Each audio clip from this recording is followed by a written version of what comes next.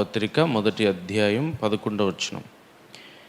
మీరు స్థిరపడవలెనని అనగా మీకును నాకును కలిగి ఉన్న విశ్వాసము చేత. ఈ మాటను మనం గమనిస్తే భక్తుడు అంటున్నాడు, మీరు స్థిరపడాలి, స్థిరపడవలెనని విశ్వాసము చేత. కలిగి ఉన్నటువంటి విశ్వాసమును బట్టి మనము స్థిరపడాలంట. లోకంలో చూడండి, అబ్బాయి ఏం చేస్తున్నాడంటే చదువుకుంటున్నాడు, ఆ తర్వాత ఉద్యోగం చేస్తాడు. చదువు అయిపోయినాక ఉద్యోగం వచ్చాక, ఉద్యోగం వచ్చిందిగా స్థిరపడ్డాడంటే, లేదమ్మా ప్రైవేట్ ఉద్యోగం, ఎప్పుడు తీసేస్తారో తెలియని ఉద్యోగం.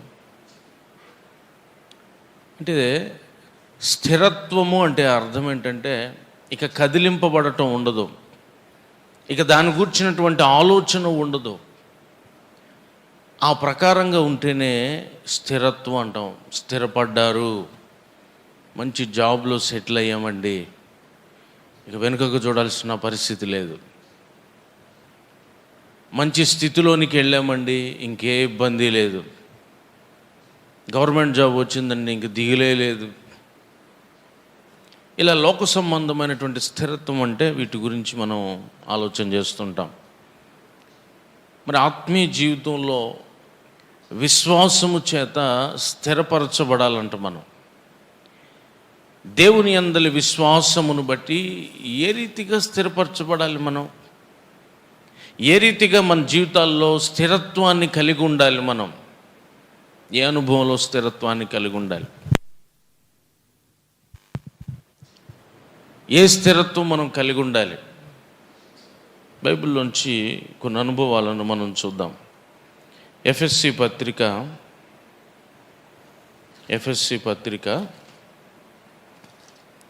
3వ అధ్యాయం, ఎఫెసీ పత్రిక 3వ అధ్యాయం 18-19 వచనాలు.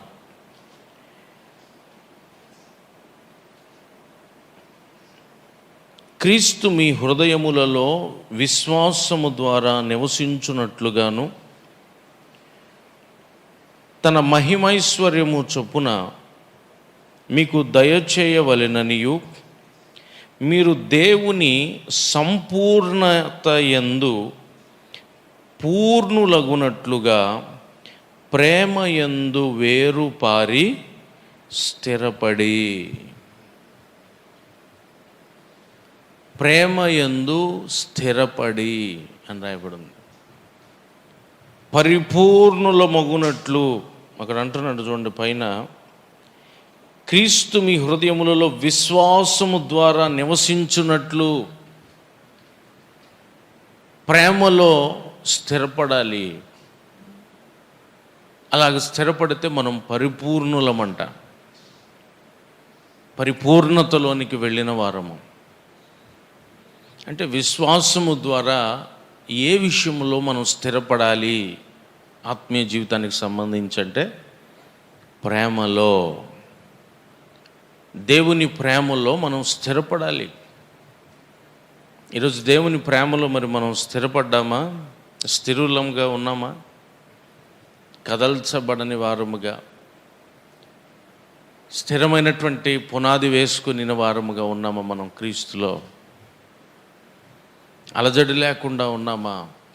దిగులు లేకుండా, బాధ లేకుండా ఉన్నామా? నీ ఆత్మీయ జీవితం అంతకంతకు అభివృద్ధి చెందుతూ ఉందా? నీ విశ్వాసం యొక్క పరిమాణం అంతకంతకి పెరుగుతూ ఉందా? విశ్వాసపు లోతులోనికి వెళ్ళిన వాడవై పరిపూర్ణుడు వగుతున్నావా? దేవుని ప్రేమలో ప్రజ్వరిల్లుతూ ఉన్నావా?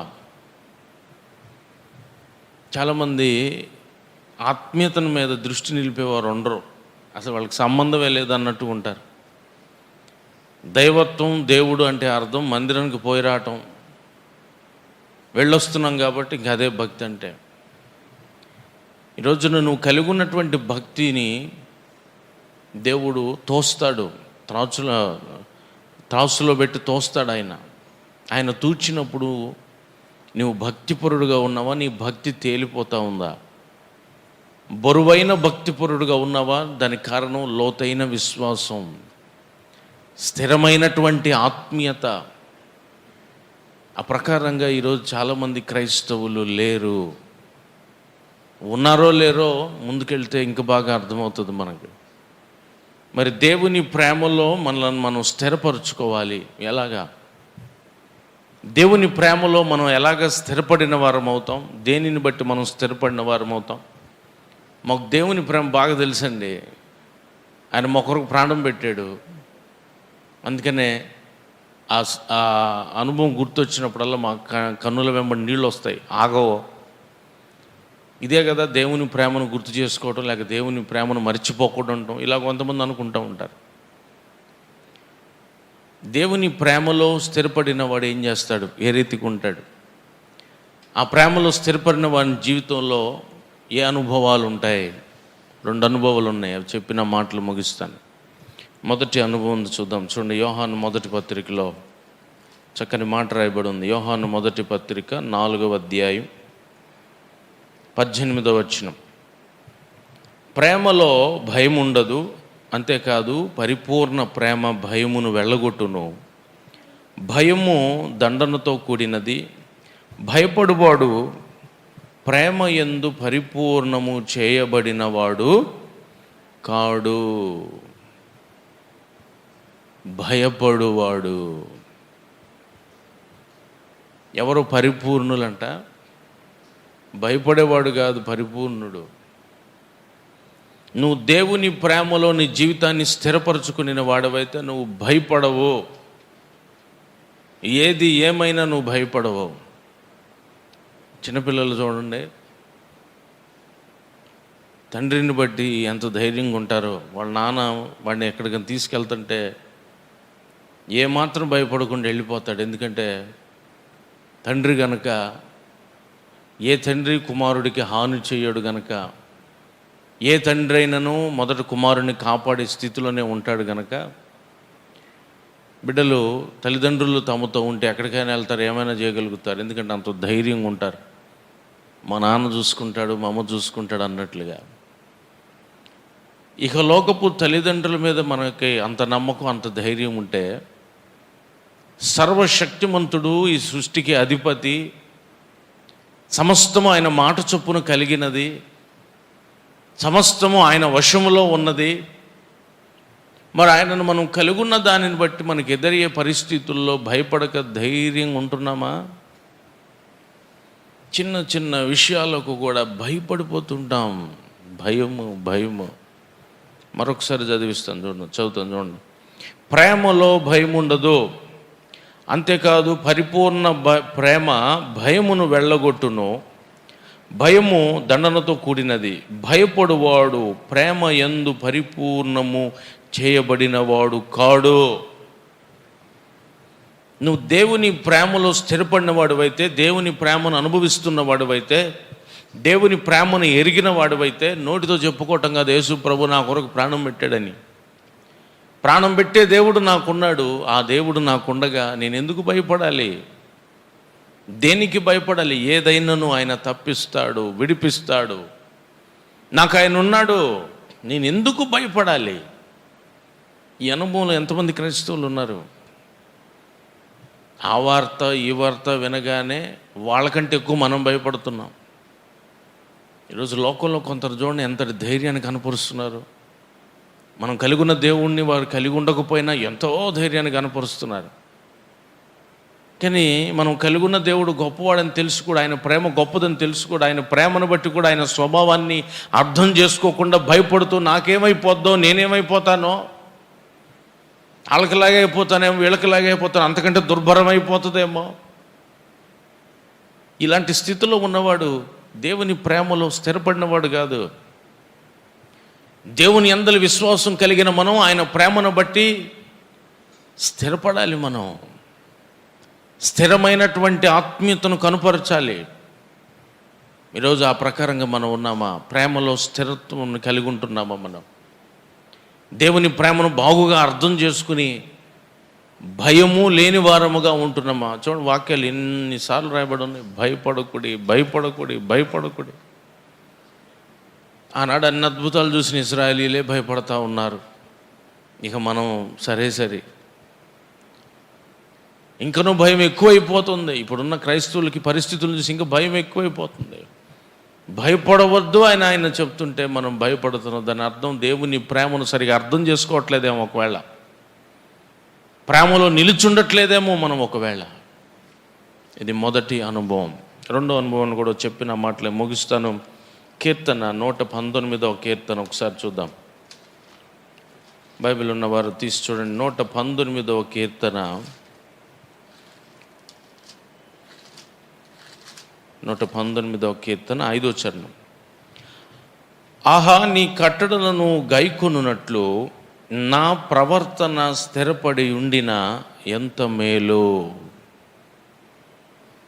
మొదటిది, దేవుని ప్రేమలో స్థిరపడాలి, దేవుని ప్రేమను బట్టి స్థిరపడాలి. రెండవది, దేవుని ప్రేమను బట్టి దేనిలో స్థిరపడాలి? మనం ప్రవర్తనలో స్థిరపడాలి. అనగా మొదటి అనుభవంలో భయపడటం మానివేయాలి. ఆ స్థిరత్వం నీలో ఎంత ఉందో. రెండవది, దేవుని ప్రేమను బట్టి రెండవది, ప్రవర్తనలో స్థిరత్వం రావాలి మనకి. ప్రవర్తన ఏంటి? దీన్ని ఎలాగ అర్థం చేసుకోవాలి? ప్రవర్తనలో స్థిరపడటం, మన ప్రవర్తన ఎప్పుడు ఒకే రకంగా ఉంటుంది కదా. దీన్ని ఎలాగ అర్థం చేసుకోవాలి మనం? చక్కని మాటలు చదివిస్తాను చూడండి. కీర్తన 37వ కీర్తన 24వ చరణాన్ని గమనిస్తే, యెహోవా అతని చెయ్యి పట్టుకొని ఉన్నాడు గనుక అతడు నేలన పడినను లేవలేక యుండడు. యెహోవా చెయ్యి పట్టుకొని ఉన్నాడు గనుక నేలన పడినను లేవలేక ఉండలేడు, లేస్తాడు. ప్రభువుని నమ్ముకుని ఆయన మందిరానికి రావటం మొదలుపెట్టిన నాట నుండి ఎన్నిసార్లు పడ్డాం మనం, ఎన్నిసార్లు. ఏం బ్రదరు చర్చికి రావట్లేదు? పడిపోయానండి. పడితే పడ్డావులే, మళ్ళా లే. సరే, లేచి వస్తాడు. ప్రభువా నన్ను క్షమించు.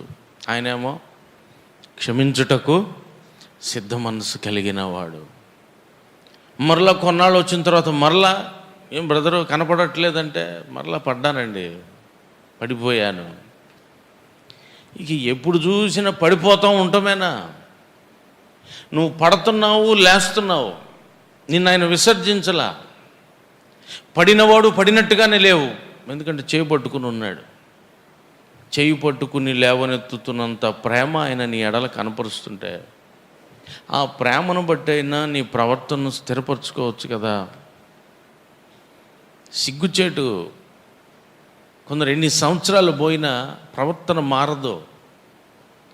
ఎప్పుడు చూసినా పడుతూనే ఉంటారు, పాప సంబంధమైన వాటిలో, లోక సంబంధమైన వాటిలో.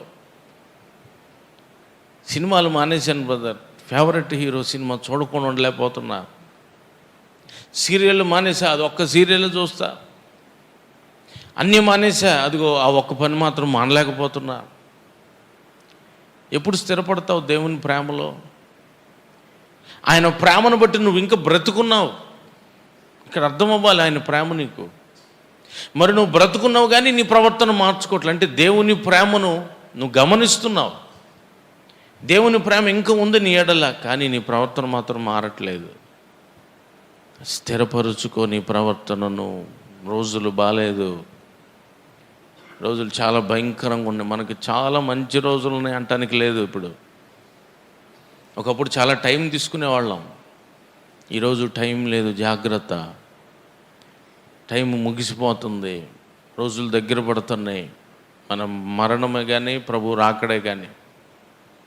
కనుక నీ ప్రవర్తనను స్థిరపరచుకో. దేవుని ప్రేమ మీద ఉన్న విశ్వాసమును బట్టి. అది నీకు తెలిసి ఇప్పటికే చాలాసార్లు నువ్వు పడ్డావు, కానీ నువ్వు ఇంకా సజీవుడుగా ఉన్నావు. పడిన నిన్ను ఆయన లేవనెత్తాడు. దావీదు ఒకసారి పడ్డాడు, ప్రతిసారి పడలేదు ఆయన. పడిన దావీదు మరలా లేచాడు, సజీవుడిగానే ఉన్నాడు. ఈరోజు నువ్వు మరి ఏ స్థితిలో ఉన్నావో, ఇది మొదటిది. రెండోది చూడండి, దీంట్లో మరొక అనుభవం కూడా నాకు కనపడుతుంది. సామెతలు 24వ అధ్యాయం చూడండి. సామెతల గ్రంథం 24:16. నీతిమంతుడు 7 మార్లు పడినను తిరిగి లేచును, ఆపత్కాలమునందు భక్తిహీనులు కూలుదురు. నీతిమంతుడు 7 మార్లు పడినా లేస్తాడు. దాని కంటిన్యూషన్ చూసారా? ఆపత్కాలమునందు భక్తిహీనులు కూలుదురు. కొన్ని ఆపదలను కూడా టచ్ చేసుకుని వచ్చాం మనం, టచ్ మీ నాట్లాగా. ఆపద అలాగా తాకుతూ వెళ్ళిపోయింది, జ్వరం అలాగా తాకుతూ వెళ్ళిపోయింది, దగ్గు అలాగా తాకుతూ వెళ్ళిపోయింది, ఆ చెడు గాలి అలాగ తాగుతూ వెళ్ళిపోయింది. ఆపత్కాలంలో భక్తిహీనులు కూలినట్టు నువ్వు కోల్లేదు. మరి ఇప్పటికైనా 7 మార్లు పడ్డావు, 70 మార్లు పడ్డావు, 700 మార్లు పడ్డావు. ఇప్పుడు నువ్వు ఆపదలోకి వెళ్ళొచ్చావు కదా, ఇప్పుడైనా నువ్వు పడుటకు కారణం ఒకవేళ నీ లోపాలైతే లోపాన్ని సరి చేసుకుంటున్నావు. మరి నీ ప్రవర్తనను సరి చేసుకుంటున్నావా? నీ ప్రవర్తనను ఇకనైనా స్థిరపరచుకో. నువ్వు కూలిపోకుండా కాపాడాడు ఆయన ప్రేమను బట్టి ఆయన కాపాడాడన్న విశ్వాసం అయితే ఉంటుంది, కానీ ఆ విశ్వాసమును బట్టి ప్రవర్తనను మాత్రం స్థిరపరచుకోలేకపోతున్నారు చాలామంది. ఈ రాత్రి దేవుడు మనతో మాట్లాడుతున్నాడు. విశ్వాసము చేత స్థిరపడు. ఏ విషయంలో అంటే దేవుని ప్రేమలో స్థిరపడు. దేవుని ప్రేమను మనము ఎరిగిన వారమై స్థిరపడాలి. స్థిరపరచుకునే మొదటి అనుభవం, మొదటి విషయం, భయపడకు దేనికి. ఆయన ఉన్నాడు, నిన్ను ప్రేమించే దేవుడు ఉన్నాడు, నీ కొరకు ప్రాణం పెట్టిన దేవుడు ఉన్నాడు. నీ తండ్రి ఈ లోకపు తండ్రి కంటే ఎక్కువ, ఈ లోకపు తల్లిదండ్రుల కంటే గొప్ప ప్రేమ అది. ఎందుకు భయపడతావు? ఆయన ఉన్నాడు మనకే, ఆయన చూసుకుంటాడు ఏదైనా. రెండవది, ఆయన ప్రేమను బట్టి నీ ప్రవర్తన సరి చేసుకో. ఎన్నో పర్యాలు పడ్డావు లేస్తున్నావు, ఇదే రెగ్యులర్ అయిపో. నీకు ఈ విధమైన జీవితం ఇలాగే కనుక కొనసాగితే ఒక రోజున దుర్భరమైన స్థితికి వెళ్ళిపోతావు. అలాగే నీ ఆత్మీయతలోనే కాక లోక సంబంధమైనటువంటి కొన్ని ఆపదలో కూడా పడుతున్నావు. పడినా నీకేం కాకుండా ఆయన నిన్ను కాపాడుతున్నాడు. ఈ 2 అనుభవాలు బట్టి అయినా ఆయన ప్రేమను అర్థం చేసుకుని నీ ప్రవర్తన మార్చుకో. నీ ప్రవర్తనను సరిచేసుకో, స్థిరపరచుకో. నీ ప్రవర్తనలో పరిశుద్ధతను, లోపాలు లేకుండా, పాపాలు లేకుండా, చెడుతనం లేకుండా, దేవుని ప్రేమను బట్టి దేవుని యందలి విశ్వాసంతో నీ ప్రవర్తనను స్థిరపరచుకుని ముందుకు సాగగలిగితే నీ జీవితం ఫలభరితంగా మార్చబడుతుంది. అట్టి కృప దేవుడు మనకందరికీ అనుగ్రహించునుగాక.